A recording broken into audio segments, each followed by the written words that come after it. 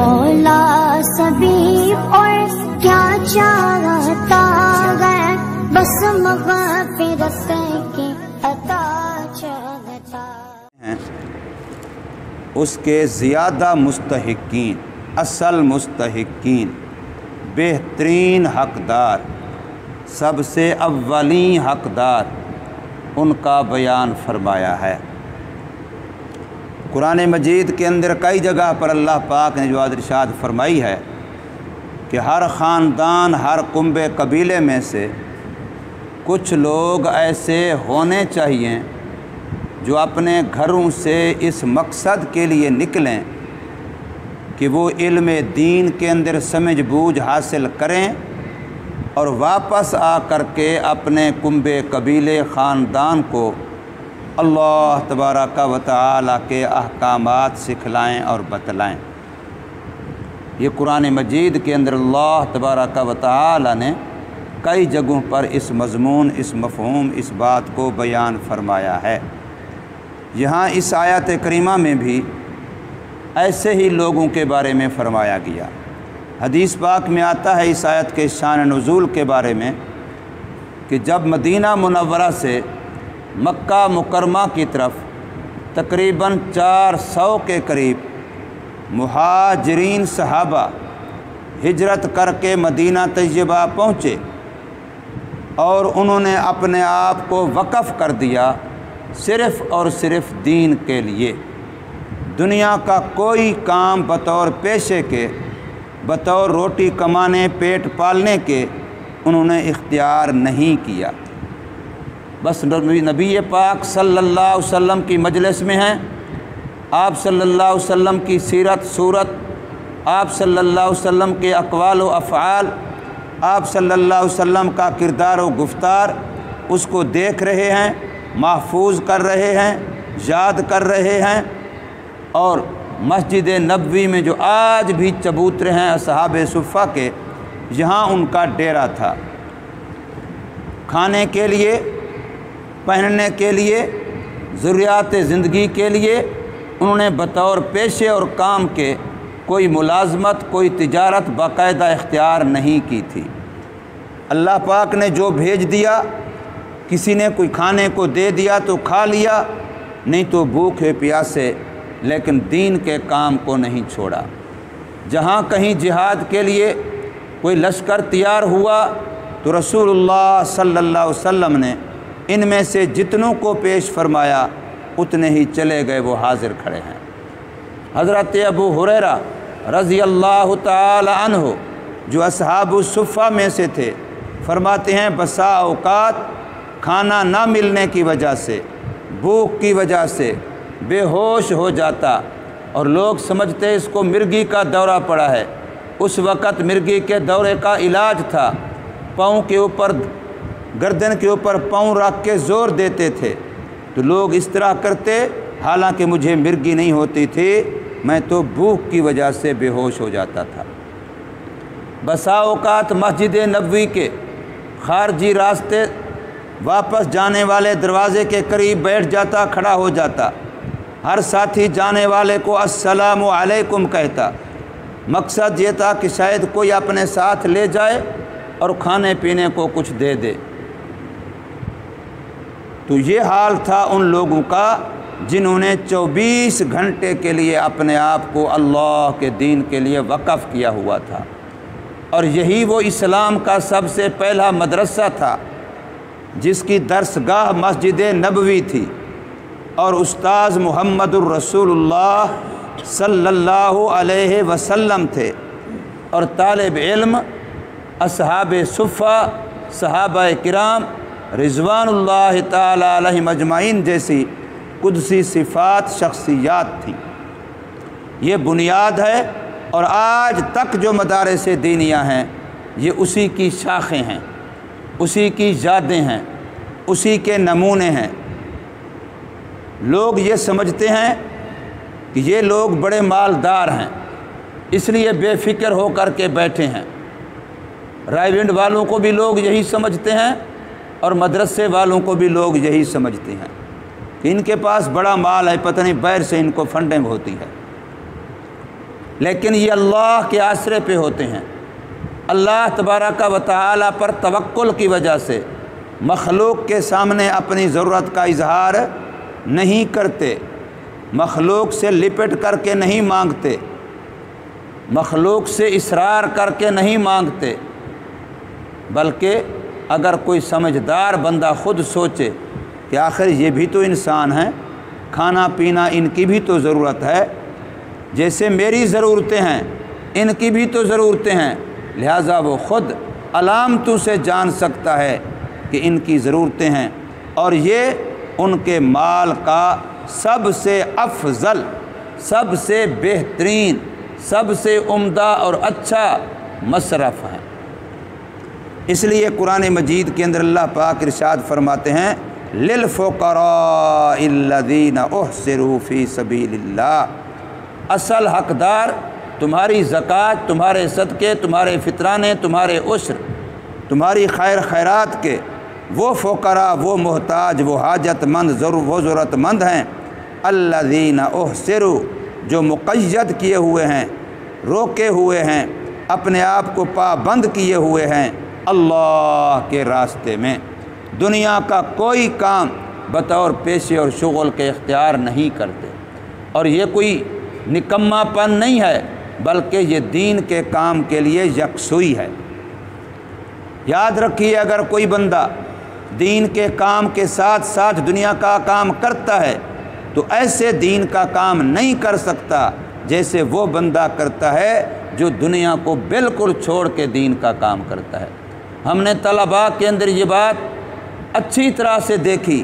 کہ جو طالب علم تعلیم کے ساتھ ساتھ ٹیوشن پڑھاتا ہے، امامت کرتا ہے، کوئی بھی اپنی معاش کے لیے، ضرورت کے لیے دوسرا کام بھی ساتھ ساتھ کرتا ہے، اس کی پڑھائی میں وہ پختگی، علم کے اندر وہ قابلیت اور مہارت نہیں ہوتی جو طالب علم صرف اور صرف دین سیکھنے کا کام کرتا ہے، اس کے ساتھ ساتھ اپنے لیے کوئی اور پیشہ اختیار صورت اختیار نہیں کرتا۔ پکی ٹھکی بات ہے، تجربہ بھی یہی بتلاتا ہے اور ہمارے اکابر کے اقوال بھی یہی بتلاتے ہیں۔ اس لیے فرمایا ان لوگوں نے اپنے آپ کو روکا ہوا ہے،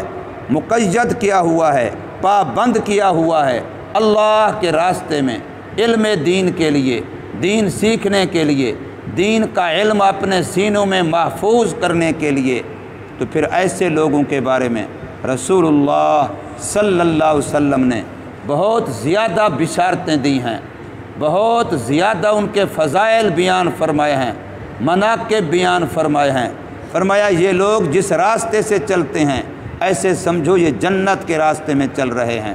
یہ لوگ جس قبرستان سے گزر جاتے ہیں وہاں قبرستان سے عذاب قبر ختم ہو جاتا ہے۔ یہ لوگ جب چلتے ہیں تو اللہ کی پاک نورانی مخلوق فرشتے ان کے پاؤں کے نیچے پر بچھاتے ہیں۔ فرمایا ان لوگوں کا سونا وہ بھی عبادت ہوتا ہے، ان لوگوں کا کھیلنا اور جسمانی ورزش کرنا وہ بھی عبادت ہوتا ہے۔ یہ لوگوں کے مال کے سب سے بہترین حقدار اور صحیح مصرف اور مستحق ہیں۔ لا یستطیعون ضربا فی الارض، یہ اپنی دنیا کمانے کے لیے، اپنی ضروریات مہیا کرنے کے لیے، زمین میں تجارت کے لیے، مزدوری محنت کے لیے چلتے پھرتے نہیں ہیں۔ کیوں؟ اس لیے کہ ورنہ دین کے کام میں ہر جاتا ہے، ورنہ دین کے کام کے اندر وہ یکسوئی نہیں رہتی۔ اس لیے روکھی سوکھی کھا کر کے، چٹائیوں پر سو کر کے، مشکل میں تنگی میں گزارا کر کے، لیکن دین کو سینے سے لگایا ہوا ہے، علم دین کے لیے اپنے آپ کو وقف کیا ہوا ہے، سارے آرام چھوڑے ہوئے ہیں، راحتیں چھوڑی ہوئی ہیں، سہولتیں چھوڑی ہوئی ہیں، آرائشیں اور آسائشیں چھوڑی ہوئی ہیں۔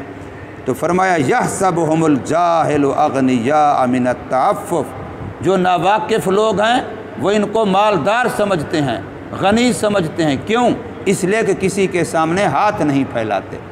کسی سے الہا و زاری نہیں کرتے، چمٹ کر کے لپٹ کر کے کسی سے اصرار کے ساتھ سوال نہیں کرتے۔ تعرفہم بسیماہم، ہاں ان کی نشانیوں سے، ان کی علامتوں سے خود بندہ آپ غور کر کے پہچان سکتا ہے کہ ان کو ضرورت ہے۔ فرمایا لا یسألون الناس الحافا، نہیں مانگتے وہ لوگوں سے چمٹ کر لپٹ کر،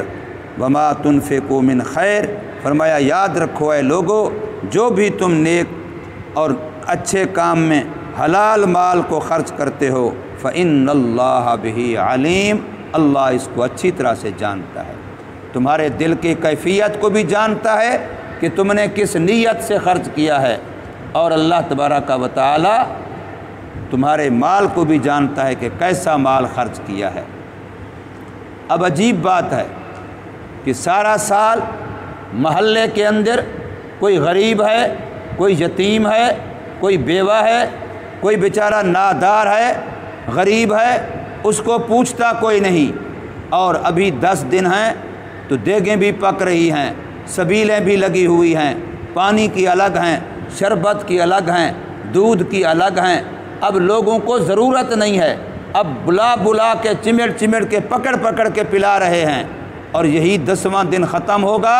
پھر یہی مہینہ ہوگا۔ محرم صرف 10 دنوں کا نام نہیں ہے، یاد رکھیے محرم پورے مہینے کا نام ہے، اسلامی پورے مہینے کا نام محرم الحرام ہے۔ وہ 29 کا ہو تو پورے 29 دن محرم ہے، 30 کا ہو تو پورے 30 دن محرم ہے۔ یہ تو بے دینوں کی بنائی ہوئی رسم ہے کہ صرف 10 دن محرم ہے اور اس کے بعد ختم، اور یہ وہ بے دین ہیں جن کو اہل بیت کرام سے اتنا بڑی دشمنی ہے کہ جب تک اہل بیت زندہ ہیں اس وقت تک یہ غم منا رہے ہیں، اور جب وہ 10 کو شہید ہو جاتے ہیں تو یہ سکون کر کے گھروں میں بیٹھ جاتے ہیں۔ ذرا آپ اندازہ لگائیں، آپ کے گھر میں کوئی بیمار ہو تب بھی آپ کو بے چینی ہوتی ہے، لیکن اگر فوتگی ہو جائے تو پھر غم بڑھ جاتا ہے، پھر غم ختم نہیں ہو جاتا۔ کتنا الٹی گنگا بہہ رہی ہے، اور ہم بھی سنی اتنے سن ہیں کہ دیکھتے ہوئے سمجھتے ہیں ہاں واقعی ان کو غم ہے، غم نہیں ہے، اللہ کی طرف سے عذاب ہے کہ اللہ تبارک و تعالی ان کو اپنے ہاتھوں سے سنگلیوں اور زنجیروں سے اپنے آپ کی پٹائی کرواتا ہے، یہ اللہ کی طرف سے ان پر عذاب ہے۔ اس لیے کہ اسلام کے اندر جب قرآن آیا، اسلام آیا، تو سب سے پہلا دین کے خلاف جو فتنہ کھڑا ہوا وہ فتنہ یہی سباعیت کا تھا، جس کو آج ہم رافضی اور شیعہ کہتے ہیں۔ سب سے پہلا اینٹی اسلام جو فرقہ کھڑا ہوا، جو فتنہ کھڑا ہوا، وہ یہی تھا جو آج تک بھی مسلمانوں کو بھی ڈنگ مار رہا ہے، مسلمانوں کو بھی ڈھس رہا ہے، اور اسلام کو بھی ڈھس رہا ہے، اور اس نے الٹی گنگا چلائی ہوئی ہے کہ جب تک اہل بیت زندہ ہیں، ان کے بچے بھی زندہ ہیں، مرد بھی زندہ ہیں، اس وقت تک یہ ماتم کر رہے ہیں، اس وقت تک سینہ کو بھی کر رہے ہیں، اور جس وقت وہ سارے 10 کو شہید ہو جاتے ہیں اب ان کا ماتم ختم ہو جاتا ہے، ان کی سینہ کو بھی ختم ہو جاتی ہے، اب سکون کے ساتھ گھروں میں بیٹھ جاتے ہیں، مقصد پورا ہو گیا ہے۔ جب تک زندہ تھے ان کو تکلیف تھی، اور جب سارے شہید ہو گئے ان کی تکلیف ختم ہو گئی۔ کتنی بڑی بات ہے، اسلام بچوں سے محبت سکھاتا ہے، اسلام بچوں پر رحم سکھلاتا ہے، اور یہ معصوم چھوٹے چھوٹے بچوں کے سروں میں بلیڈ مار کے، ان کے سنگلیاں مار کے، ان کو زخمی کر کے لہو لہان کر رہے ہیں، تو یہ بچوں کے ساتھ ظلم ہو رہا ہے۔ وہ بیچارے چیخ رہے ہیں، وہ چلا رہے ہیں، اور یہ ان کو ماتم حسین کروا رہے ہیں، حالانکہ حسین شہید ہے، حسین کے ساتھی بھی شہید ہیں، اور شہید زندہ ہوتا ہے، زندہ کا ماتم نہیں ہوتا۔ حسین واہ کے قابل ہے، حسین ہائے کے قابل نہیں ہے، حسین کو تو شاباش دینی ہے، حسین پر رونا۔ بخاری شریف میں حدیث ہے، نوحہ کرنے والا، ماتم کرنے والا، اس پر خدا کی لعنت ہے، وہ لعنت کا حقدار ہے۔ اس لیے ہمیں سمجھنا چاہیے، سوچنا چاہیے کہ ان لوگوں کا یہ طرز عمل اسلام اور مسلمانوں کے خلاف ایک سازش کا حصہ ہے، جو اسلام اور مسلمانوں کو بے راہ روی کا شکار کرنے کے لیے ہے۔ اس لیے دین کا کام کرنے والے، قرآن کے ساتھ وابستہ لوگ، مساجد کے ساتھ وابستہ لوگ، نماز کے ساتھ وابستہ لوگ، یہ وہ ہیں جن کے ساتھ ہمیں محبت کرنے کا ترغیب دی گئی ہے، ان پر اپنا مال خرچ کرنے کی ترغیب دی گئی ہے۔ یہ سبیلیں لگا کے مال ضائع کرنا ہے، یاد رکھو۔ حضرت حسین رضی اللہ تعالیٰ عنہ کی تعلیم قرآن اور نماز کی ہے۔ اللہ تبارک و تعالی ہمیں اس کو سمجھنے اور اس پر عمل کرنے کی توفیق عطا فرمائے۔